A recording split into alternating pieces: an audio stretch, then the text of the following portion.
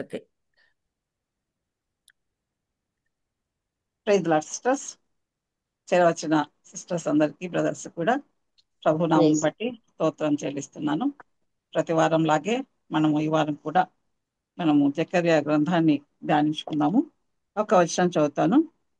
జకర్యా 3వ అధ్యాయము 9వ వచనం చివరి భాగం.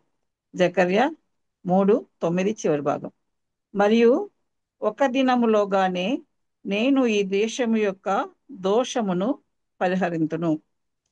సర్వోన్నతమైన మా ప్రభువా, సృష్టి అంతటికి ఆధారమైన మా దేవ, నిన్న నేడు నిరంతరము ఏకరీతిగా ఉండు ప్రభువా. ప్రభువా, మీ శ్రేష్టమైన సన్నిధిలో చేరిన ఆయన తండ్రి, మీ వాక్యమును ధ్యానించుచుండగా తండ్రి, మీరే మాతో ఉన్నారనే నమ్మకాన్ని మాకు ఇచ్చిన విధానాన్ని బట్టి మీకే స్తోత్రం చెల్లిస్తున్నాను. కృపగల దేవ, మా హృదయాలను తెరచుటకు మాకు సహాయం దయచేయండి. కొంత కష్టమైన విషయమైనప్పటికీ నాయన తండ్రి, అర్థం చేసుకొని మరి దాన్ని అనుకరించుటకు మీరేమైతే మాతో మాట్లాడుచున్నారో దాన్ని గ్రహించుటకు కృప చూపమని నీ సన్నిధిలో బ్రతిమాలు కొంచున్నాను. నా తండ్రి, మీరే మాతో ఉన్నారని, ఎల్లప్పుడూ మమ్మల్ని కాపాడే దేవుడని, మా పాపాలన్నీ క్షమించే దేవుడు అని ఇచ్చిన మీ నిశ్చయితను బట్టి, అస్యూరెన్స్ని బట్టి మీకే స్తోత్రం చెల్లిస్తున్నాను. నా తండ్రి, నిరంతరం ఉండే నీ రాజ్యంలో మేమందరం ఉండడానికి మమ్మల్ని సిద్ధపరుస్తూ ఉన్న విధానాన్ని బట్టి మీకే స్తోత్రం చెల్లిస్తూ ఈ యొక్క గ్రూపును బట్టి నాయన తండ్రి మరొకసారి నీ సన్నిధిలో స్తుతిస్తూ నాయన తండ్రి, వాక్యమంతట్లో మీరు నాతో మాట్లాడండి, మాతో మాట్లాడండి. నా తెలివి, నా జ్ఞానము ఇవన్నీ కాదు కానీ నాయన, ఇవన్నీ వ్యర్థమైనవి నాయన తండ్రి. మీ పరలోక జ్ఞానాన్ని మాకు దయచేయమని నీ సన్నిధిలో బ్రతిమాలుకొంచున్నాను తండ్రి. మీ శివచాటును నన్ను ఉంచండి, మీరే మాతో మాట్లాడమని నా ప్రభును, నా ప్రియ రక్షకుడైన యేసయ్య ఘనమైన నామమున ప్రార్థించి వేడుకొని పొందుకొంచున్నాను తండ్రి. ఆమేన్. సిస్టర్స్, మనము జకర్యా గ్రంథంలో 1-2 అధ్యాయాలను కంప్లీట్ చేసుకున్నాము. ఆ 2 అధ్యాయాల్లో కూడా 3 దర్శనాలను గురించి మనము తెలుసుకోవడం జరిగింది. ఆ 3 దర్శనాలు తర్వాత జనరల్ గా మరి ఆ యొక్క ఇశ్రాయేల్ జనాంగాన్ని గురించి, యెరూషలేం పట్టణాన్ని గురించి, వారి శత్రువులను గురించి ప్రభు తెలియజేసి ఉన్నారు. అయితే ఈరోజు మనము చదవబోయే ఈ యొక్క 3వ అధ్యాయంలో 4వ దర్శనాన్ని గురించి తెలుసుకుంటాము. 3వ అధ్యాయంలో 4వ దర్శనంలో ప్రధాన యాజకుడైన యెహోషువను గురించి, 4వ అధ్యాయంలో 5వ దర్శనంలో మరి వారి యొక్క ప్రభుత్వ అధికారి అయిన జెరుబ్బాబేలును గురించి ప్రభువు తెలియజేస్తూ వస్తున్నారు. మరి ఆ విషయాలు ఏంటో మనం ఇప్పుడు చూసుకుందాము. మనం ఈ యొక్క జకర్యా గ్రంథము 3వ అధ్యాయాన్ని మనం మొదలు పెట్టుకుందాము. 1వ వచనం నుంచి 3వ వచనం వరకు చదువుతాను. 1 నుంచి 3 వరకు. మరియు యెహోవా దూత ఎదుట ప్రధాన యాజకుడైన యెహోషువ నిలవబట్టయు, సాతాను ఫిర్యాది అయి అతని కుడిపార్శ్వమున నిలవబట్టయు అతడు నాకు కనబర్చెను. సాతాను, యెహోవా నిన్ను గద్దించును, యెరూషలేమును కోరుకొను యెహోవా నిన్ను గద్దించును, ఇతడు అగ్నిలో నుండి తీసిన కొరివి వలె ఉన్నాడు గదా అని యెహోవా దూత సాతానుతో అనెను. యెహోషువ మలిన వస్త్రము ధరించిన వాడై దూత సముఖములో నిలవబడి ఉండగా. ఇక్కడ మనం ఒక దర్శనాన్ని చూపిస్తా ఉన్నారు జకర్యా గారికి ప్రభు. ఈ యొక్క అధ్యాయంలో మరి 1 నుంచి 5 వచనాలేమో యెహోషువను ఎలా క్లెన్స్ చేస్తున్నారనే విషయాన్ని గురించి, 6 నుంచి 10 వచనాలేమో ఇశ్రాయేల్ జనాంగాన్ని మొత్తము ఎలా క్లెన్స్ చేస్తారని దాని గురించి మనం ధ్యానిస్తాం. అయితే అందులో భాగంగా ఇక్కడ మనం ఇప్పుడు 1 నుంచి 3 వచనాలు మనం చదువుకున్నాం. సో ఇక్కడ జకర్యాతో పాటు ఇంకా ముగ్గురిని మనము చూస్తా ఉన్నాం. ఒకరు ఎవరంటే ఏంజల్ ఆఫ్ ద లార్డ్, ప్రభు యొక్క దూతను మనం చూస్తా ఉన్నాం. అదే సమయంలో మరి ఆ రెండవదిగా ప్రధాన యాజకుడైన యెహోషువ గారిని మనము చూస్తా ఉన్నాం అనమాట. బట్ ఈయన ఏం చేస్తున్నాడంట? ప్రధాన యాజకుడు యెహోవా దూత ఎదుట నిలువబడి ఉన్నాడంట. యెహోవా దూత ఎదుట నిలువబడి ఉన్నాడంటే ఊరికే నిలిచింటారా? మరి ప్రభు ఎదుట ఎలా నిలుస్తారు? ఆయన పరిచర్య చేస్తూ ఉంటారనమాట. అంటే జాషువా గారు మరి ఆ ప్రీస్ట్లీ సర్వీస్ లో ఉన్నాడు. ఆయన ప్రధాన యాజకుడు కాబట్టి ఆయన ఏంటి? ఆ ప్రధాన యాజకుడు ఇక్కడ మరి ఇస్రాయేల్కి అందరికి కూడా రిప్రజెంటేటివ్ గా ఉన్నాడు. Not only the high priest, not only the other priest, first ఆ యొక్క ఇస్రాయేల్ అందరికి కూడా మరి రిప్రజెంటేటివ్ గా ఉన్నాడు. ప్రభు ఏం చేస్తా చెప్పాడంటే ఇస్రాయేల్ అందరికి కూడా నాకు యాజకులు అన్నట్టుగా చెప్పాడు. ఒకసారి నిర్గమాకాండము 19వ అధ్యాయంలో చూస్తామండి. నిర్గమాకాండము 19వ అధ్యాయము 6వ వచనాన్ని మనం చూస్తే, సమస్త భూమియు నాదే గదా, మీరు నాకు యాజక రూపమైన రాజ్యముగాను పరిశుద్ధమైన జనముగాను ఉందురని చెప్పుము. నీవు ఇశ్రాయేలుతో చెప్పవలసిన పలకవలసిన మాటలు ఇవే అని చెప్పగా, అంటే వీళ్ళు ఎవరంట? ఈ యొక్క ఇస్రాయేల్ యాజక రూపమైన రాజ్యం అంటే వాళ్ళందరూ కూడా యాజకులుగా ఉండాలి, ప్రీస్టులుగా ఉండాలని ప్రభు ఇష్టపడుతున్నారు. కాబట్టి ఆ విధంగా కేవలము మరి లేవ గోత్రం వాళ్ళు మాత్రమే కాదు, కానీ ఆ యొక్క ఇస్రాయేల్ అందరినీ కూడా యాజకులుగా మరి ప్రభు చెప్తా ఉన్నాడు. సో ఇక్కడ మరి యెహోషువ ఎలా ఉన్నాడు? మలిన వస్త్రాలను ధరించుకొని ఉన్నాడు కదా యెహోషువ. ఇక్కడ మలిన వస్త్రాలు ధరించుకొని మనకు కనపడతా ఉన్నాడు 3వ వచనంలో చూస్తే. అంటే ఇస్రాయేల్ అందరూ కూడా ఆ విధంగా మలిన వస్త్రాలు ధరించుకున్నారంట. మలిన వస్త్రాలు దేన్ని సూచిస్తా ఉన్నాయి? పాపాన్ని సూచిస్తా ఉన్నాయి. కాబట్టి ఆ పాపం అనే దాన్ని మరి ఇప్పుడు ఒక జాషువానే కాదు కానీ ఇశ్రాయేల్ అందరూ ఈ పాపాన్ని చేస్తా ఉన్నారు అనే విషయాన్ని మనం చూస్తా ఉన్నాం. యాక్చువల్గా మనం చూస్తే యెహోషువ ప్రధాన యాజకుడు. మరి ఈ ప్రధాన యాజకుని వస్త్రాలు ఎలా ఉంటాయి? చాలా పరిశుద్ధంగా, చాలా ప్రతిష్టాత్మకంగా ఉంటాయి. మనం చూస్తాం కదా ఈ యొక్క నిర్గమకాండంలో ప్రధాన యాజకుని వస్త్రాల గురించి చాలా ఎక్కువగా వివరించబడింది.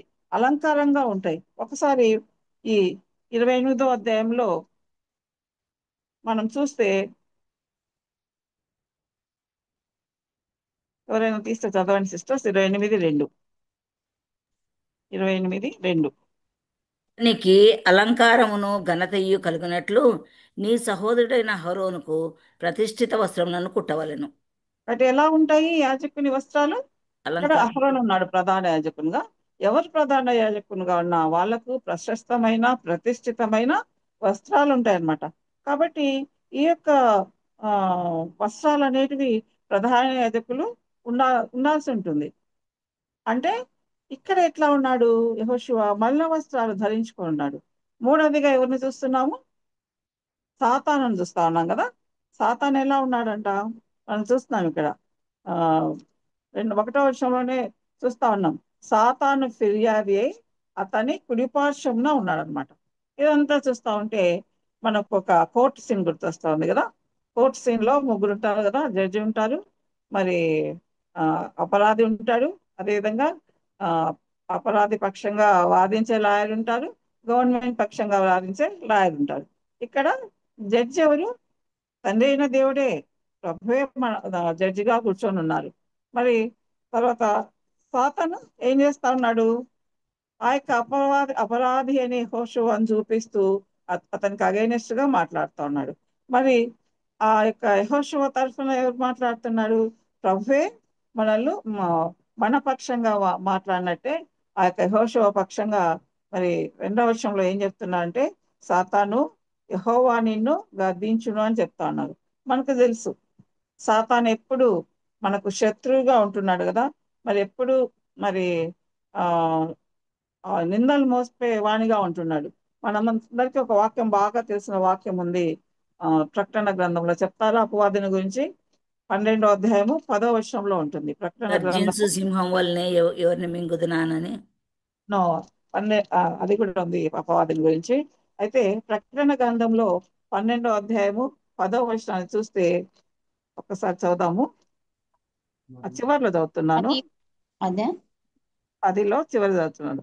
ఏంటంటే, రాత్రింబగళ్ళు మన దేవుని ఎదుట మన సహోదరుల మీద నేరము మోపువాడైన అపవాది.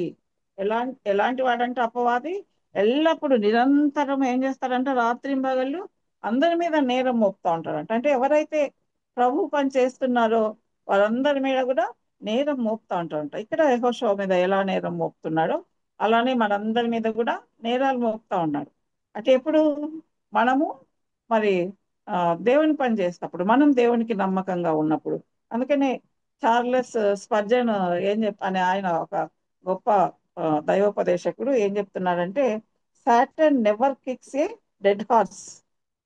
ఒక డెడ్ హార్స్ ను సాటర్న్ ఎప్పుడు తన్నాడంట కదా. మామూలుగా చనిపోయి పడిన ఒక గాడిదను తన్నాడంట సాతాను. ఎందుకు? అది ఎట్లా చనిపోయింది? మరి ఎవరిని తంతుంది? ఎవరైతే సజీవంగా ఉన్నారు, ఎవరైతే సజీవంగా మరి ఆయనకు ఇష్టలుగా ఉన్నారో, ఆయన చెప్పినట్లు నడుచుకుంటున్నారో, వాళ్ళ జోలికి సాతాను వస్తా ఉంటుందన్నమాట. మరి మనం డెడ్ హార్ట్స్ గా ఉంటున్నామా? మన జోలికి రాకుండా ఉన్నాడా సాతాను? అంత సుఖంగా నెమ్మదిగా కొనసాగుతుందా? మన మనసాక్షి మన మీద ఎలాంటి నేరాలు మోపడం లేదా? అంటే అలా ఉందంటే మన మన మనం అసలు దేవుని గురించి ఆలోచించకుండా హ్యాపీగా సుఖంగా సంతోషంగా ఉన్నామంటే we are like a dead horse. కానీ సాతాన్ మన జోలికి వచ్చి మరి మనకు దుఃఖం కలగజేస్తా, బాధలు కలగజేస్తా ఉన్నప్పుడు మనము సజీవమైన దేవుని బిడ్డలుగా ఉన్నామని అర్థం. ఇంకొక ఆయన ఏం చెప్తాడంటే, ఇలాగే ఒక దైవ సేవకుడు ఏం చెప్తాడంటే, మరి సాతాను ఏం చేస్తుందంట, దేవుని గురించి మనకు చెప్పేటప్పుడు అన్ని అబద్ధాలు చెప్తాదంట. మనల్ని గురించి దేవునికి చెప్పేటప్పుడు నిజాలు చెప్తాదంట, అబద్ధాలు చెప్తాదంట. ఏం చేసింది? అవ్వగారు ఉంటే ఏదో తోటకు పని కట్టుకొని వెళ్ళి దేవుని గురించి ఏం చెప్పింది? అబద్ధాలు చెప్పింది కదా. ఆ విధంగా దేవుని గురించి అబద్ధాలు చెప్తా ఉంటుంది. మనల్ని గురించి అయితే మరి నిజాలు చెప్తుంది, అబద్ధాలు కూడా చెప్తుంది. యోబుని గురించి చెప్తా ఉంది కదా. మరి యోబు ఇట్లా నీతిమంతుడిగా ఉన్నాడంటే ఏం చెప్తా ఉన్నా? యోబు ఊరికనే ఉన్నాడా నీతిమంతుడిగా? ఏ విధంగానైనా సరే, ఎలా అయినా సరే మనల్ని పడగొట్టాలి, ప్రభుకు దూరంగా చేయాలి అని మరి ఈ యొక్క సాతాను ప్రయత్నం చేస్తా ఉంటాడు అనమాట. సో ఇక్కడ ఏం చెప్తా ఉన్నాడు? యెహోషువను గురించి ఫిర్యాదులు చేస్తా ఉన్నాడంట. ఫిర్యాదులు చేస్తా ఉంటే మరి ప్రభు ఏం చెప్తా ఉన్నారంటే, 2వ వచనంలో అతన్ని గద్దిస్తా ఉన్నాడంట. యెహోవా నిన్ను గద్దించును. ఎలా అన్నాడంట అతడు? మరి ఇతడు అగ్నిలో నుండి తీసిన కొరివల్నే ఉన్నాడు కదా అని యెహోవా దూత చెప్తా ఉన్నాడు అనమాట. సో అతడు ఏం చెప్తా ఉన్నాడు? అగ్నిలో నుంచి తీసిన కొరివలే ఉన్నాడు. ఎక్కడి నుంచి వచ్చారు వీళ్ళు? బబులోను శ్రమల నుంచి ఉన్నారనమాట. బబులోను శ్రమల నుంచి వచ్చినారు. అట్లాంటి శ్రమలు, అగ్ని లాంటి శ్రమలు వచ్చినప్పుడు ఒక కర్రను అగ్నిలో మండించినాం అనుకోండి, అగ్నిలో నుంచి మండించి బయటకు తీసి దాన్ని ఆర్పితే ఏముంటుంది? నల్లగా బొగ్గు ఉంటుంది కదా. అట్లా నల్లగా కొరివిలాగా ఉన్నాడు. బన్న అగ్నిలో నుంచి తీసినట్టుగా ఉన్నాడు కాబట్టి నీకు అట్లా మల్లంగా కనబడుతున్నాడని ప్రభు చెప్తా ఉన్నాడు అనమాట. ఆయన కృపను బట్టి మరి ఆ ఆ విధంగా ఆ తన బిడ్డలను గురించి ప్రభు పాజిటివ్ గా స్పందించేవాడైనారు. ఆ విధంగా ఈ యొక్క యెహోషువ గారు ఇస్రాయేల్ యొక్క జనాంగాన్ని అంతటినీ రిప్రజెంట్ చేస్తుంటే, ఈ యొక్క అగ్ని అనేది ఆ యొక్క బబులోను చెరలో ఉన్న శ్రమలను సూచిస్తా ఉంది. ఆ బబులోను శ్రమల నుంచి అక్కడ ఎలా ఉంది? శ్రమలు ఉన్నాయి, అదే సమయంలో వాళ్ళకు వాక్యము లేదు. మరి అయినప్పటికీ అలాంటి పరిస్థితి నుంచి కోరిష్ రాజును ప్రేరేపించి వాళ్ళను ఆ బబులోను దేశం నుంచి విడిపించాడు. ఐగుప్తులో వాళ్ళ శ్రమలు అనుభవించేటప్పుడు మోషేని పంపించి మోషే ద్వారా ఆ యొక్క ఐగుప్తు చెర నుంచి బయటికి నడిపించినాడు.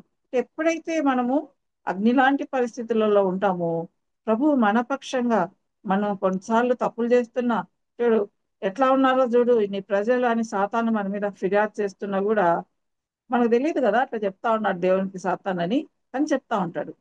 అందుకనే మన పక్షంగా ప్రభు మనకు ఉత్తరవాది అయి ఉన్నాడని మరి యోహాను గారు తన పత్రికలో 2వ అధ్యాయంలో 2వ వచనంలో రాయడం జరిగింది. 1వ పత్రికలో 2వ అధ్యాయం 2వ వచనంలో రాస్తారు. మనం చేసే తప్పులన్నిటిని గురించి ఆయన మనకు ఉత్తరవాదిగా అట్లా ఉన్నాడనమాట. బట్ ఆ విధంగా మరి వాళ్ళ నల్లగా ఉండడము, దాని నుంచి ప్రభు తప్పించడం అనేది ప్రమాదవశాత్తు యాక్సిడెంటల్ గా చేశాడా ప్రభు? ఎవరో కాలిపోతున్నారు కాపాడదామని చేస్తాడా? మనం పాపాలలో ఉన్నప్పుడు మరి యాక్సిడెంటల్ గా మనం తప్పించినాడా? నో. అనాది కాల సంకల్పాన్ని బట్టి మన ఎడల తనకున్న అనాది కాల సంకల్పాన్ని బట్టి మనల్ని ఆ పాపం అనే అగ్ని నుంచి మనల్ని తప్పించినాడు. మనలో ఉండే పాపం పునల్పంతా పోగొట్టడానికి మన పాప శిక్షను ఆయనే భరించినాడు. ఇది నిజంగా ఆ విధంగా మనల్ని తనకు బిడ్డలుగా పిలుచుకొని మరి ఈ సమయంలో ఇక్కడ ఉన్నాము, ఆయన సువార్తను వింటున్నాము, ఆయన చెప్పే సంగతులు వింటున్నామంటే మరి అదేంటి, ఆయన కృపనే అని మనం అనుకోవచ్చు. ఇప్పుడు నెక్స్ట్ మనం ముందుకు వెళ్దామండి. ఆ పర్పస్ మనందరి పట్ల ఉంది దేవుడికి. ఏం అనుమానం అక్కర్లేదు, నా పట్ల ఆ పర్పస్ ఉందా లేదా, ఎందుకు నా జీవితం ఇలాగుంది, నన్ను కూడా మరి అగ్ని లాంటి శ్రమల ద్వారా వచ్చినాను కదా నేను, ఎందుకు నా జీవితం ఇలాగుంది అని మనం ఆలోచించాల్సిన అవసరమే లేదు. ప్రతి ఒక్కరి పట్ల ప్రభు అత్యున్నతమైన మరి ఏం డిజైర్స్ కలిగి ఉన్నాడు అనమాట. 3వ వచనాన్ని మనం చదువుకుంటే, 4వ వచనము 5వ వచనం చదువుతారు ఎవరైనా? జకర్యా. యెహోషువ మలిన వస్త్రములు ధరించిన వాడై దూత సముఖములో నిలబడి ఉండగా, దూత దగ్గర నిలిచిన వారిని పిలిచి, ఇతని మైలబట్టలు తీసివేయుడని ఆజ్ఞాపించి, నేను నీ దోషమును పరిహరించి ప్రశస్తమైన వస్త్రములతో నిన్ను అలంకరించుచున్నాను అని సెలవిచ్చెను. అతని తల మీద తెల్లని పాగా పెట్టించుడని నేను మనవి చేయగా, వారు అతని తల మీద తెల్లని పాగా పెట్టి వస్త్రములతో అతన్ని అలంకరించిరి. యెహోవా దూత దగ్గర నిల్చుండెను. Thank you. ఆ విధంగా మరి ఈయన న- మలిన వస్త్రాలు ధరించి ఉంటే ఈ ప్రభు ఏం చెప్తున్నారు? దగ్గర నిల్చున్న వారికి ఆజ్ఞాపిస్తున్నారట. ఆ మైల బట్టలన్నీ తీసివేయండి, తీసివేసి అతనికి మరి ప్రశస్తమైన వస్త్రాలు ధరింపచేయండి అని యెహోషువ విషయం గురించి చెప్తా ఉన్నాడు. ఆయన ప్రధాన యాజకుడు యెహోషువ గారు. ఆయనకు అలాంటి మలిన వస్త్రాలు ఉండకూడదు, ప్రశస్తమైన వస్త్రాలు ఉండాలని ప్రభు యోచించి అక్కడ ఉన్న వాళ్ళకి చెప్తా ఉన్నాడు అనమాట. యెహోషువ పరిస్థితి ఎలా ఉందంటే, మరి ఎటూ తోచని పరిస్థితిలో యెహోషువ ఉన్నప్పుడు వేరే వాళ్ళ ద్వారా ఆ వస్త్రాలను మార్పిస్తా ఉన్నాడు ప్రభు. అంత కరుణ గల ప్రభు మన పట్ల కూడా అంతే కరుణ చూపిస్తా ఉన్నాడు కదా. మన పాప వస్త్రాలన్నీ తీసివేసి రక్షణ వస్త్రాలు, నీతి వస్త్రాలు ధరింప చేస్తాడని మనం యెషయా గ్రంథము 61వ అధ్యాయంలో చదువుకున్నాం. 10వ వచనాన్ని చదువుకుంటే, మరి ఆయన రక్షణ వస్త్రములను నాకు ధరింపచేసి ఉన్నాడు, నీతను పైబట్టను నాకు ధరింపచేసి ఉన్నాడు. ఆ యొక్క దర్శనంలో యెహోషువకు మలిన వస్త్రాలు తీసేసి ప్రశస్త వస్త్రాలు ధరింపచేసినట్లు మనకు మరి ఆ యొక్క మన పాప వస్త్రాలన్నీ తీసివేసి రక్షణ వస్త్రాలను ధరింపచేస్తున్నాడు, నీతి అనే పైబట్టను ధరింపచేస్తున్నాడు. మనం చదువుతాం కదా ఉపమానాలలో ప్రభు పరలోక రాజ్యాన్ని గురించి చెప్పేటప్పుడు ఒక వ్యక్తిని చూసి, నీవు పెళ్లి దుస్తులు, పెళ్లికి కొరకు అతిథులకు ఏర్పాటు చేయన దుస్తులు ధరించలేదు అంటే, రక్షణ వస్త్రం లేకుండా మనం పరలోక రాజ్యానికి ప్రవేశించలేము. ఆయనకు బాగా తెలుసు ఆ విషయం. అందుకని ఏం చేశాడు? ఆ యొక్క పాపపు వస్త్రాలను తీసివేసి రక్షణ అయిన వస్త్రాన్ని మనలో ప్రతి ఒక్కరికి ధరింపచేశాడు. అది ఆయన కోరిక. ఆ పర్పస్ మన పట్ల అలాంటి పర్పస్ ఉంది కాబట్టి మనలో ప్రతి ఒక్కరికి కూడా ఆ రక్షణ వస్త్రాన్ని ధరింపచేస్తున్నాడు. అలా ప్రభు ధరింపచేస్తున్నాడని నమ్మడమే విశ్వాసం. నా కొరకు ప్రభు చనిపోయినాడు, నా పాప శిక్ష అంతా ప్రభువే భరించినాడు. Now there is no sin on me, no సమాప్తమైంది అని ఎప్పుడైతే శిలువలో ప్రభు చెప్పినాడో అప్పుడే మన పాపం శిక్ష అంతా కూడా వ్యయం చెల్లించినాడు ప్రభు. ఇప్పుడు మనం ఎలా ఉన్నాము? రక్షణ వస్త్రాన్ని ధరించుకొని ఉన్నాం మనందరం కూడా. అలాంటి రక్షణ వస్త్రాన్ని ధరించినామని మరి నమ్మకం నీకుందా? నాకుందా? సంపూర్ణంగా ఆ నిశ్చయత ఉందా? మరి ఒక ఆయన ఉన్నారు, మార్టిన్ లూథర్ అని ఆయన ఉన్నాడు, తెలుసు కదా ఆయన పేరు. ఆయన ఏం చెప్తాడంటే, this is a great exchange అని చెప్తాడు. అంటే మన పాపాలన్నీ ఆయన మీద తీసుకుని ఆయన నీతిని మనకి ఇవ్వడం అనేది it is a great exchange. అంతగా మన పాపాలను తీసుకున్నాడు, దానికి బదులు ప్రభు తన నీతిని మనకి ఇచ్చినాడని మరి మార్టిన్ లూథర్ గారు చెప్పడం అనేది జరుగుతుంది అనమాట. అయితే దీంట్లో క్లైమాక్స్ ఏంటంటే, మనం చూస్తున్నాం 5వ వచనంలో, అతని తల మీద తెల్లని పాగా పెట్టించుడని నేను మనవి చేయగా, వారు అతని తల మీద తెల్లని పాగా పెట్టి వస్త్రములతో అతనిని అలంకరించిరి. యెహోవా దూత దగ్గర నిల్చుండెను. ఏం చేస్తా ఉన్నారు? మరి యాజకుడు కదా, ప్రశస్త వస్త్రాలను ధరింపచేయడమే కాదు, తెల్లని పాగాను ధరింపచేసినట్ట. మనందరము మరి ధ్యానిస్తగిన నిర్గమకాండంలో మందిరాన్ని గురించి, యాజకులను గురించి, ప్రధాన యాజకులను గురించి ధ్యానిస్తే, ప్రధాన యాజకుని మీద ఒక పాగా, తెల్లని పాగా పెట్టడం, ప్రశస్తమైన ఒక టర్బన్ పెట్టడం మనం చూస్తాం. మనకు సమయం లేదు కాబట్టి అవన్నీ చదువుకోం, కానీ ఆ యొక్క టర్బన్ పెట్టుకుంటారు. వీలైతే మీరు ఆ, నిర్గమకాండం 39వ అధ్యాయంలో 30-31 వచనాల తర్వాత చదవండి, నోట్ చేసుకోండి. నిర్గమకాండము 39, 30, 31. అక్కడ ఏముంటుందంటే ఒక తలపాగాను యాజకునికి ధరింపజేస్తారు. దాని మీద హోలీనెస్ టు ద లార్డ్ అనే ఒక రాయబడినది ఒకటి ఉంటుందన్నమాట. ఆ విధంగా ప్రభు మరి ఇక్కడ యెహోషువ ఎవరికి రిప్రజెంటేటివ్ అంటున్నారు? ఇస్రాయల్ జనాంగానికి అంతటికి రిప్రజెంటేటివ్. అంటే వాళ్ళకు మాత్రమేనా? వాళ్ళకు మాత్రమే మరి ఈ పరిశుద్ధ అలంకారాలు ధరింపజేస్తాడా, లేదా ఆ, మనకు కూడా ధరింపజేస్తారంటే అది వాళ్ళకు యెహోషువకు మాత్రమే కాదు, ఇశ్రాయేళ్ళకు కూడా. ఇశ్రాయేళ్ళకి మాత్రమే కాదు, అదే. మనందరికి కూడా పరిశుద్ధ వస్త్రాలు ధరింపజేయాలని ప్రభు అనుకుంటా ఉన్నారు. ఇప్పుడు 6-7 వచనాలు చదువుతాము. అప్పుడు యెహోవా దూత యెహోషువకు ఇలాగా ఆజ్ఞయించెను, సైన్యములకు అధిపతి యెహోవా సెలవిచ్చినది ఏమనగా, నా మార్గములలో నడుచుచు నేను నీకు అప్పగించిన దానిని భద్రంగా గైకొన్న యెడల నీవు నా మందిరం మీద అధికారివై నా ఆవరణములను కాపాడు వాడవగుదువు. మరియు ఇక్కడ నిలవబడు వారికి కలిగినట్లు నా సన్నిధి నిలిచు భాగ్యము నీకిత్తును. సో యెహోషువకు చెప్తా ఉన్నాడు ఇక్కడ. ఏమని చెప్తా ఉన్నాడు? కొన్ని తన యొక్క ఉద్దేశాన్ని గురించి తనకు చెప్తా ఉన్నాడు అనమాట. అక్కడ ఫస్ట్ క్లెన్సింగ్ అయిపోయింది. ఆ తర్వాత ఆయన మల్ల వస్త్రాలు తీసి క్లెన్సింగ్ అనేది అయిపోయింది. ఆ తర్వాత ప్రధాన యాజకునిగా రెస్టరేషన్ అనేది కూడా జరిగింది. మళ్ళీ ప్రధాన యాజకుడిగా ఆ యొక్క దోషిగా ఉన్న ఆ ప్లేస్ నుంచి ముందు క్లెన్సింగ్, ఆ తర్వాత ప్రధాన యాజకునిగా మళ్ళీ రెస్టరేషన్ అయిన తర్వాత రెస్పాన్సిబిలిటీస్ ప్రభు ఇస్తున్నాడు. ఈ వచనంలో 7వ వచనంలో మరి కొన్ని రెస్పాన్సిబిలిటీస్ ఇస్తా ఉన్నాడు అనమాట. ఏంటి అక్కడ రెస్పాన్సిబిలిటీస్ ఇవ్వక ముందు ప్రభు 2 కండిషన్స్ పెడతా ఉన్నాడు. 7వ వచనాన్ని మనం జాగ్రత్తగా విశ్లేషిస్తూ చదివితే ఏమని రెస్పాన్సిబిలిటీస్ ఇస్తున్నాడు, కండిషన్స్ పెడుతున్నాడు. ఫస్ట్, నా మార్గములలో నడుచుచు, ప్రభు మార్గాల్లో నడవాలనేది ఫస్ట్ కండిషన్. ఎట్లా నడుస్తాము?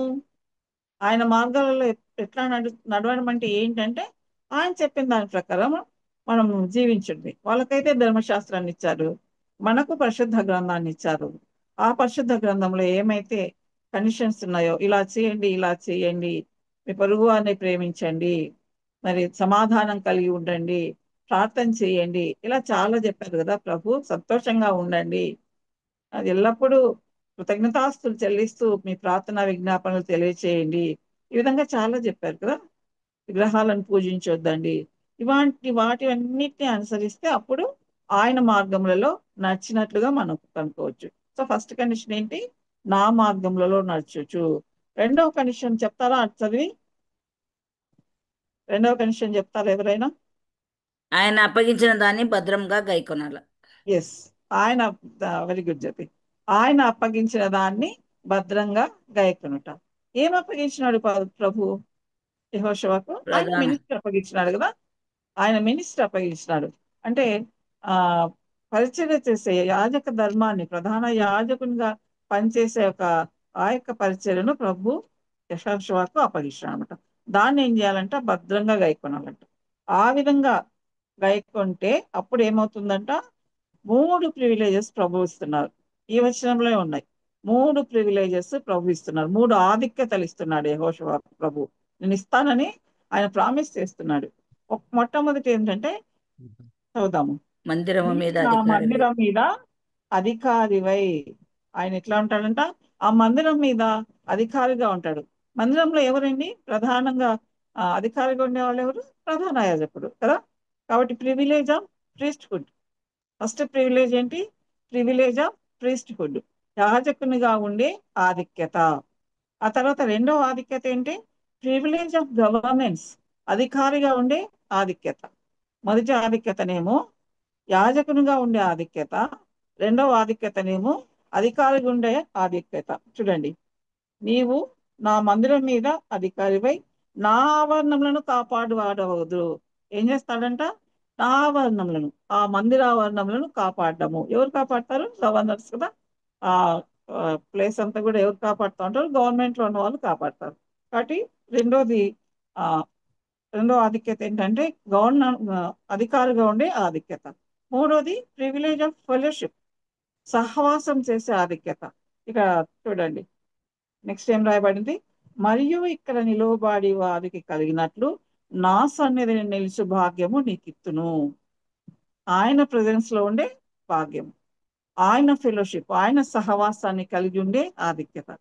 మనం ఇప్పుడు ఎక్కడ ఉన్నాము? ఆయన సన్నిధిలో ఉన్నాం కదా. ఆయన సన్నిధిలో చేరి మనందరం కూడా ఆయన వాక్యాన్ని ధ్యానించుకుంటున్నాం. మరి మనం ఇక్కడ ఉన్న వాళ్ళమే ఫెలోషిప్ కలిగి ఉన్నామా? దేవునితో కూడా కలిగి ఉన్నామా? దేవునితో కూడా ఎందుకంటే ఎక్కడ దేవుని మాటలు ఇద్దరు ముగ్గురు చెప్తున్నాను. నా నామమున చేరుతారో అక్కడ అక్కడ వారి ప్రార్థన వింటానంటే దేవుడు ఇక్కడ మనతో ఉన్నాడు. మన ఇష్టం వచ్చిన పనిలో మనం ఉండొచ్చు. ఈమె ఇప్పుడు చెప్పే మెసేజ్ మీద కాన్సన్ట్రేట్ చేస్తూ ఉండొచ్చు, లేదా ఇంట్లో పనులు కూడా కొంతమంది చేసుకుంటా ఉండొచ్చు. కానీ ప్రభు కూడా మనతో ఉన్నాడు. మనం ఆ సంగతి మర్చిపోకూడదు. ఎప్పుడైతే సహవాసం కలిగి ఉంటామో మరి అప్పుడంతా కూడా మనము ఒక విషయం గుర్తుపెట్టుకోవాలి. ప్రభు కూడా ఇప్పుడు ఉన్నాడు నాతో. ఇప్పుడంటే ఇప్పుడే కాదు, ఎప్పుడు మనతో ఉంటాడు ప్రభు. కాబట్టి ఫస్ట్ ప్రివిలేజ్ ఏమో ప్రివిలేజ్ ఆఫ్ ప్రీస్ట్హుడ్, యాజకత్వం చేసే ఆధిక్యత. రెండవ ప్రివిలేజ్ ఏమో ప్రివిలేజ్ ఆఫ్ గవర్నెన్స్, అధికారం చేసే ఆధిక్యత. మూడోదేమో ప్రివిలేజ్ ఆఫ్ ఫెలోషిప్, ఆయనతో సహవాసం కలిగి ఉండే ఆధిక్యత. ఎప్పుడు ఇవన్నీ చేస్తారంటే ఆయన ఆజ్ఞలకు లోబడి ఉన్నప్పుడు. ఏమని చెప్తారంటే ఒక obedience is directly positive correlation with authority. Obedience అనే దానికి అథారిటీకి రెండింటికి మధ్యన పాజిటివ్ కార్లేషన్ అనేది ఉంటుంది అని చెప్తా ఉంటారు. ఎంతగా మనము మరి ఆయనతో ఉంటామో, ఆయన చెప్పినట్లు వింటామో అంతగా మనకు దేవుడు అథారిటీని ఇస్తాడు. ఇది కేవలము మన గొప్పతనం కాదు, దేవుడు మనకు అధికారం ఇస్తున్నాడు, ఈ ఆధిక్యతలు ఇస్తున్నాడు. అంటే మనమేమో ఈ లోకంలో ఉన్న వాళ్ళంతా మంచి, నా వరకు చూస్తే ఈ లోకంలో ఉన్న వాళ్ళందరికంటే మంచిదానని, లేదా చాలా జ్ఞానం కలిగిన దానని కాదు ఈ అథారిటీ ప్రభు ఇస్తున్నది. కేవలము ఆయన కృపను బట్టి, ఆయన ప్రేమను బట్టి. పౌలు గారు అంటారు కదా, ప్రభు ప్రేమ నన్ను బలవంతం చేస్తుంది మీ అందరికీ సువార్త చెప్పమని. 2 కొరింథియన్స్ 5th చాప్టర్ లో చెప్తారు, ప్రభు ప్రేమ నన్ను బలవంతం చేస్తుంది అని చెప్తారు. ఆ విధమైన అథారిటీని ప్రభు మనకందరికి కూడా ఇవ్వాలని ఇష్టపడుతున్నారు అనమాట. కాబట్టి ఎప్పుడైతే మనము ఆయన కమాండ్మెంట్స్ ను మనము ఆ, మనము ఒబే చేస్తామో మనకు కూడా అలాంటి అథారిటీని ఇస్తాడు. ఇక్కడ ఏం చెప్తున్నారు ప్రభు? మళ్ళీ ఒకసారి చూద్దాము. 7వ వచనం చివరి భాగము. మరియు ఇక్కడ నిలబడు వారికి కలిగినట్లు నా సన్నిధి నిలిచే భాగ్యము నీకు ఇత్తును. ఎవరుంటారు అక్కడ ప్రభు సన్నిధిలో? ఎవరుంటారు మామూలుగా? యెషయా గ్రంథంలో దేవదూతలు. చూస్తాం కదా, 6వ అధ్యాయంలో దేవదూతలు పరిశుద్ధుడు పరిశుద్ధుడు అని ఆయనను పొగుడుతా అంటారంట.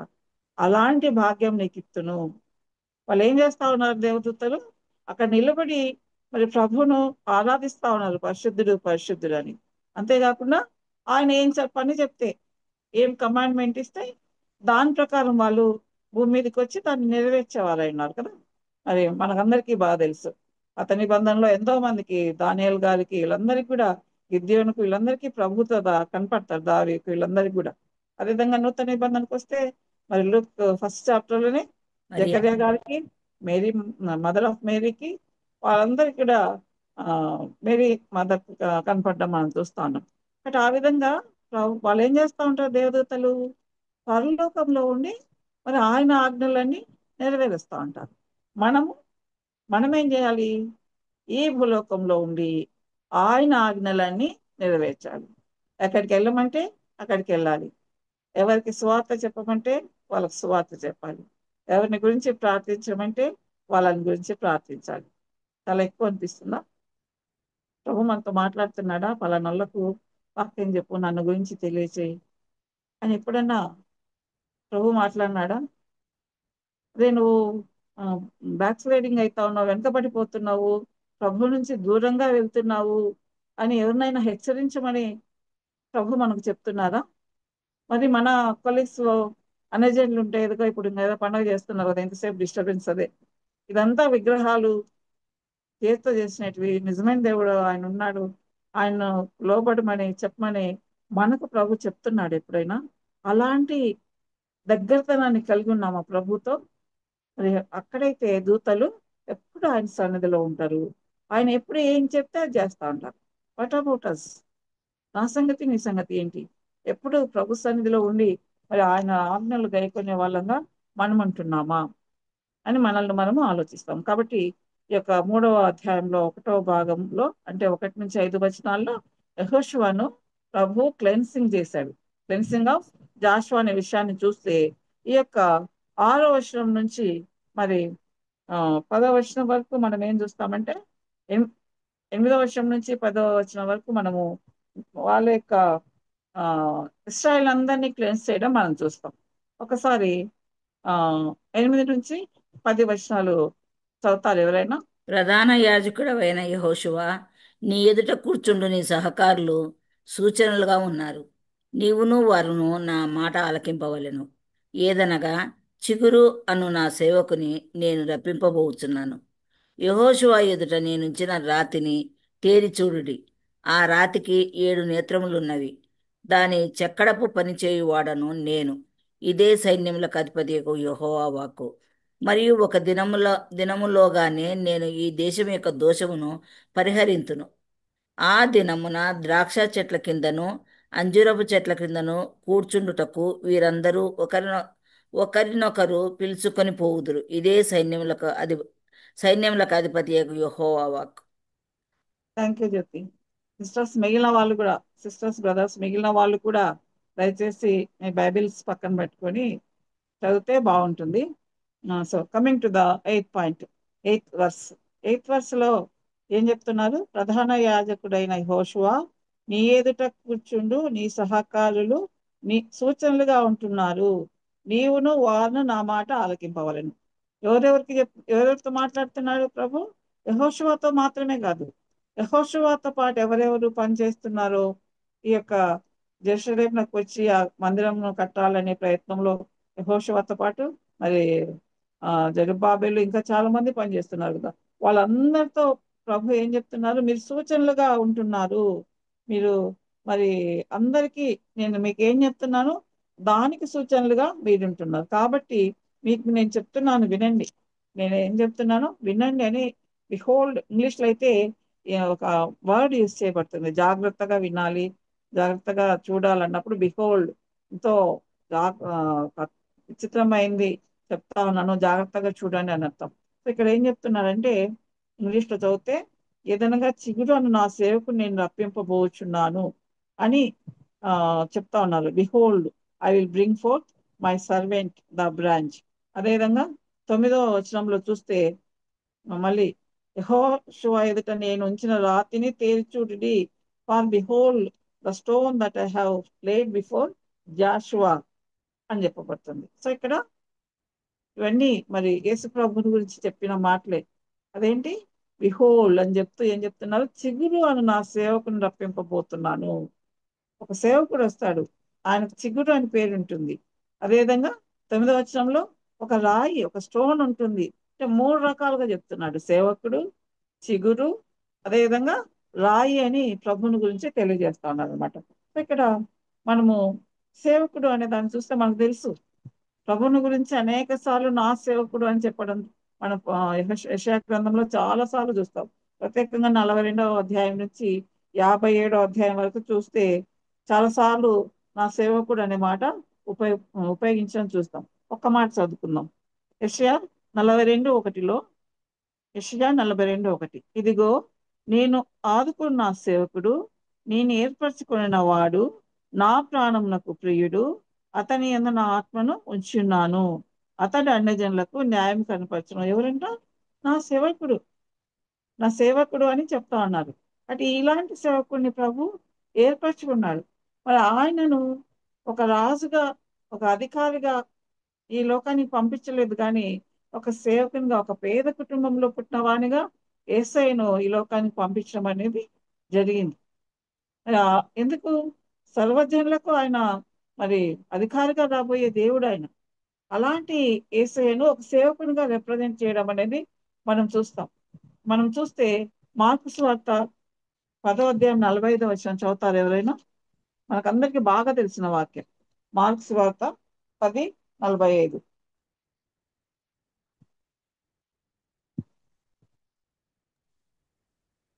మనుష్య కుమారుడు పరిచారం చేయించుకొనుటకు రాలేదు గాని పరిచారము చేయుటకును అనేకులకు ప్రతిగా విమోచన క్రయధనముగా తన ప్రాణం ఇచ్చుటకును వచ్చిన నేను. కాబట్టి ఎలా వచ్చినారంటే పరిచారం చేసుకోవడానికి రాలే, నేను మీతో సేవ చేయించుకోవడానికి రాలేదు, మీకు నన్ను నేను ఒక సేవకునిగా కనపరుచుకుంటున్నాను. మనకందరికీ బాగా తెలుసు. యోహాను సువార్త 13వ అధ్యాయంలో మరి ప్రభు స్వయంగా తన శిష్యుల పాదాలను కడగడం ద్వారా ఒక మోడల్ గా, అందరి ముందు తను ఒక మోడల్ గా మీరు ఇలా ఉండాలి, మిమ్మల్ని మీరు తగ్గించుకోవాలి అని తను మోడల్ గా కనిపించుకోవడం మనం చూస్తాను. అదేవిధంగా మనం చూస్తే ఫిలిప్పీలకు రాసిన పత్రికలో పౌలు గారు ఎంత చక్కగా చెప్తారంటే 2వ అధ్యాయం 7వ వచనంలో 6వ వచనం నుంచి చదివితే, ఆయన దేవుని స్వరూపమును కలిగిన వాడయుండి దేవునితో సమానముగా ఉండుట విడిచిపెట్టకూడని భాగ్యమని ఎంచుకోలేదు, కానీ మనుష్యుల పోలికగా పుట్టి దాసుని స్వరూపం ధరించుకొని తను తానే రిక్తునిగా చేసుకొనెను. ఆ విధేయత, సేవకునిగా రావాల్సినంత విధేయత ప్రభు చూపించాడు. కాబట్టి ఈ యొక్క జకర్యా గ్రంథంలో ప్రభు ఎవరిని గురించి మాట్లాడుతున్నాడు? సేవకుడు అంటే యేసయ్యను గురించే మాట్లాడుతున్నాడు. అదేవిధంగా చిగురు అనే విషయాన్ని మనం చూస్తే, మరి ఆ చిగురు అనే విషయాన్ని, ఆ చిగురు అనే మాట కూడా అనేక సార్లు పాత నిబంధనలో మరి చూస్తాం మనం.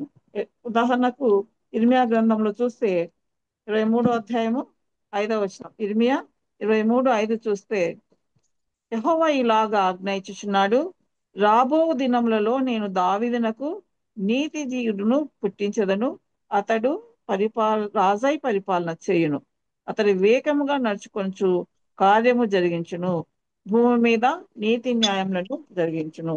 ఈ విధంగా అనేక వచనాలు మనం చూస్తాం. యెషయా 23:5, 33వ అధ్యాయంలో, అదేవిధంగా యెషయా ఇర్మియా 23:5, 33వ అధ్యాయము, అదేవిధంగా యెషయా 4:2, 11:1 అనేక సార్లు ఈ యొక్క సేవకుడు, అదేవిధంగా జకర్యాలో చాలా సార్లు చెప్తుంది చిగురు చిగురు అనే పదం చాలా సార్లు ఉంటుంది. ఆయన ఒక చిగురుగా రావడం అనేది మనం చూస్తాం అన్నమాట. కాబట్టి ఎప్పుడు నెరవేరింది ఈ సేవకునిగా రావడము, అదేవిధంగా చిగురుగా రావడము అనేది ఎప్పుడు నెరవేరింది? జకర్యా కాలంలోనే నెరవేరిందా? కొత్త నిబంధన గ్రంథం. జకర్యా కాలం లేదు, మనం చెప్పుకున్నాం కదా. ఎప్పుడైనా ఈ జకర్యాలో వచనాలు చదువుకునేటప్పుడు జకర్యాల కాలంలో జరిగినాయా ఇవి, లేదు, లేదా కొత్త నిబంధనలో కొత్త అంటే నిబంధన. యేసు ప్రభు వచ్చినప్పుడు ఫస్ట్ కమింగ్ లో జరిగినాయా, నియరెస్ట్ ఫ్యూచర్ లో, లేదా ఆయన రెండవసారి రాబోయినప్పుడు జరుగుతున్నాయా? ఈ దృష్టితో మనం ఆలోచించాలని మనం ఇంతకుముందు అనుకున్నాం. బట్ ఇక్కడ మరి ఆయన సేవకుడిగా, ఆయన చిగురుగా ఈ లోకానికి మరి యేసు ప్రభు వచ్చినప్పుడు మనము చూస్తాము. ఆ తర్వాత మూడవది ఏం చెప్పుకున్నాము?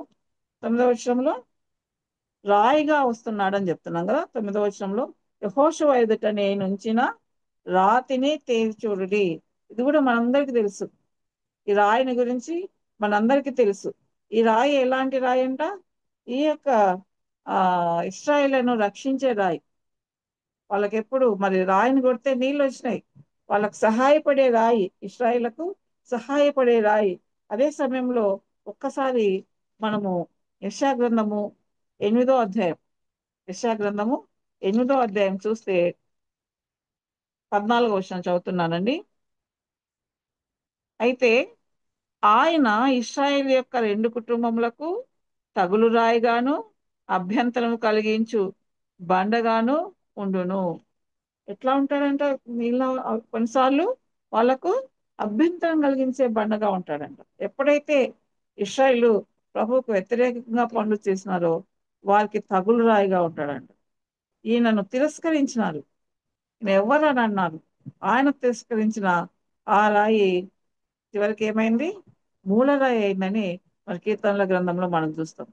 అదేవిధంగా 1వ పేతురులో చూస్తే, ఈయన 2వ అధ్యాయంలో, పేతురు రాసిన మొదటి గ్రంథము 2వ అధ్యాయంలో చూస్తే ఆయన పునాది రాయి అయినాడని మనం చూస్తాం కదా. ఈ యొక్క యేసు ప్రభు ఇశ్రాయేలుకు నీటిని ఇచ్చే రాయిగా, ప్రొటెక్షన్ ఇచ్చే రాయిగా, కోటగా ఉన్నాడు.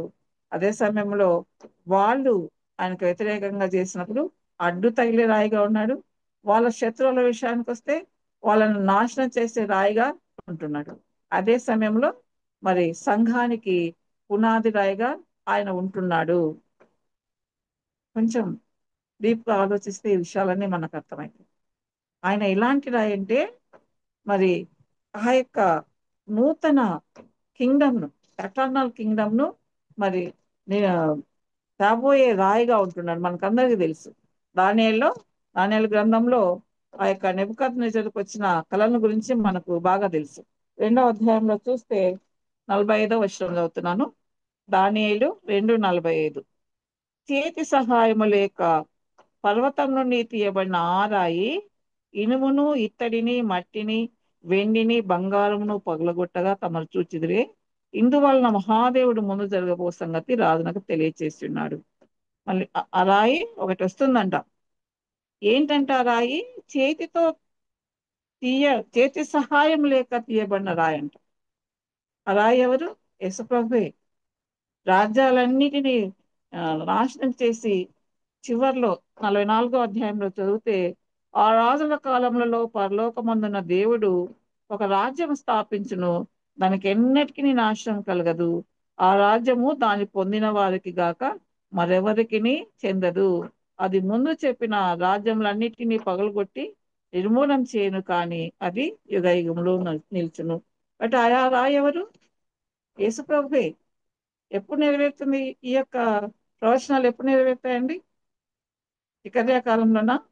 ఫస్ట్ కమింగ్ లోనా? సెకండ్ కమింగ్ లోనా? First coming. ఫస్ట్ కమింగ్ లో నెరవేరిందా? సెకండ్ కమింగ్ లో రాజ్యాలని నాశనం చేస్తారా? సెకండ్ కమింగ్ లో. రెండు రైటే. ఫస్ట్ కమింగ్ లో ఆయన మన సాతాను కొరకు రాజ్యాన్ని. చనిపోవడం ద్వారా సంఘం ఎస్టాబ్లిష్ చేయబడతా ఉంది. మొదలైంది కదా అపొస్తల కార్యంలో. సంఘాన్ని ఏర్పరచడం అనేది, విస్తరింపజేయడం అనేది మొదలైంది. ఆ సంఘానికి పునాది రాయిగా ఆయన ఉన్నాడు. సంఘానికి పునాది రాయిగా ఉంటూ సంఘ వధువును తయారు చేస్తా ఉన్నాడు.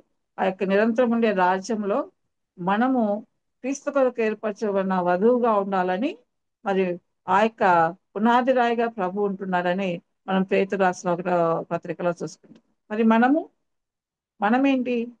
మనం కూడా ఆ పునాది రాయి మీద ఒక్కొక్క బండగా పేర్చబడుతూ మరి అంతకాలంలో ఏర్పడే ఆ దేవుని మందిరంలో మనము ఆ యొక్క పునాది రాయి మీద నిలబడే రాళ్ళుగా ఉంటున్నాం.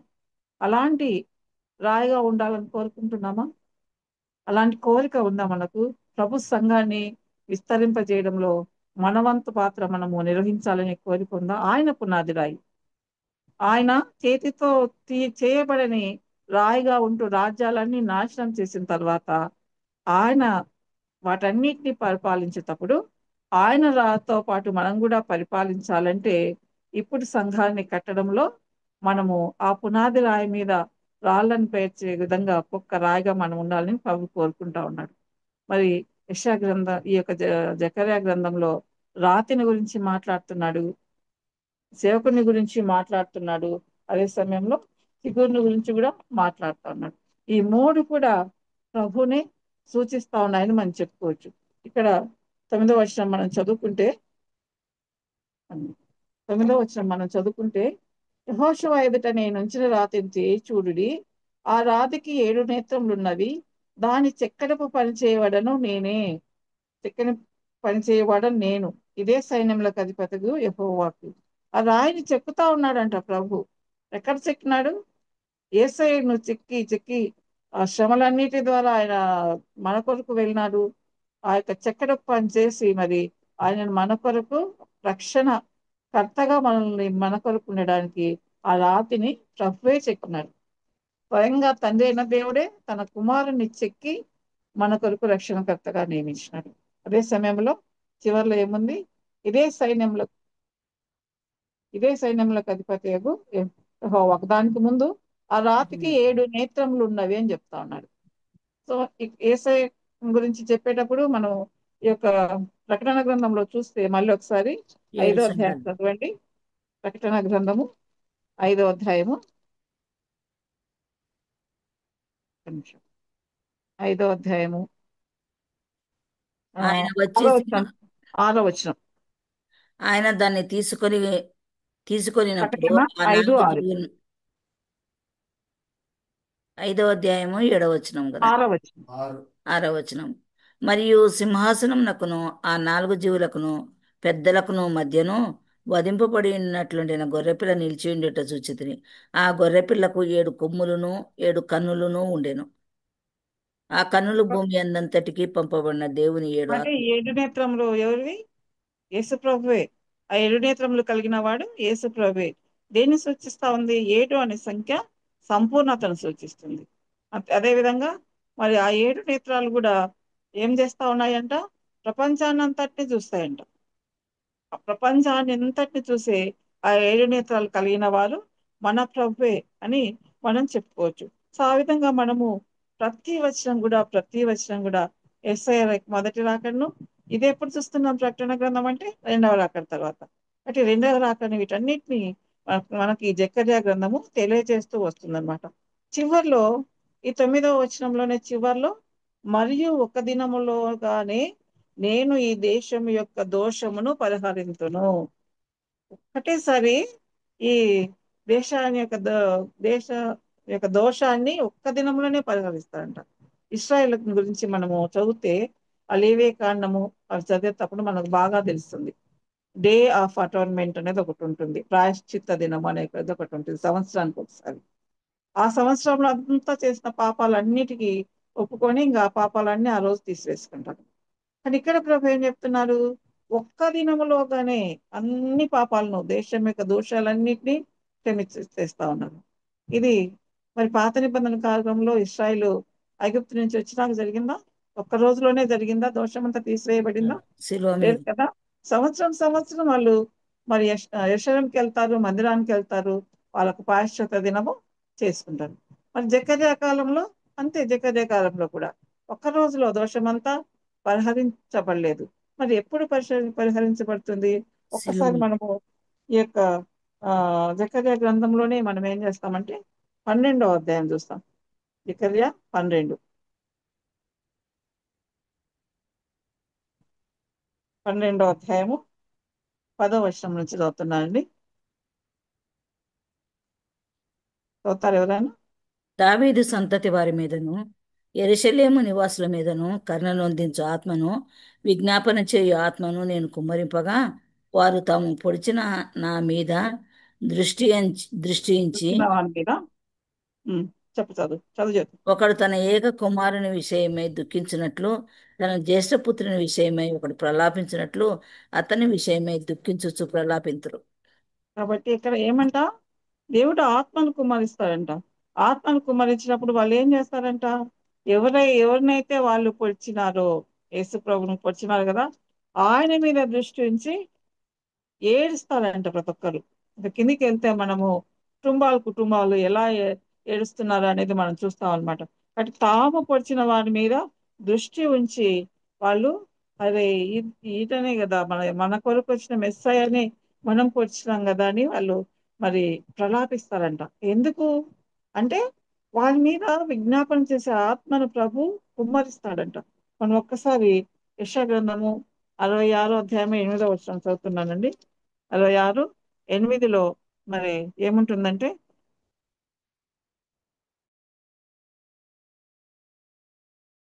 వార్త ఎవరు వినియుండిరి, అట్టి సంగతులు ఎవరు చూచిరి, ఒక జనమును కనుటకు ఒకనాటి సియోనునకు ప్రసవ- సియోనునకు ప్రసవేదన కలగానే ఆమె బిడ్డలను కనిన. చెప్తా ఉన్నారు. ఒక్క రోజు ప్రసవేదన, ఒక్క రోజులోనే గంటలోనే పిల్లలు పుడతారు.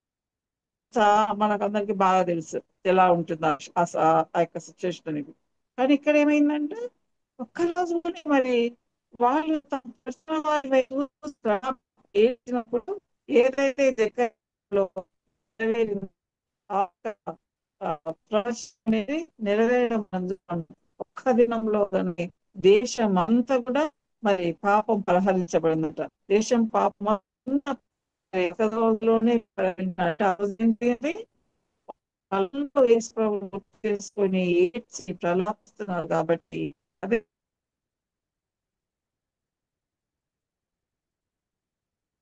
సావిత్రిది నెట్వర్క్ తక్కువ ఉంది.